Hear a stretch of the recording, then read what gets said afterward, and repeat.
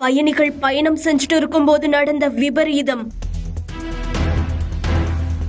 பதறிப்போய் வெளியேறிய பயணிகள். நொடியில் மேகமூட்டமாய் மாறிய இடம்.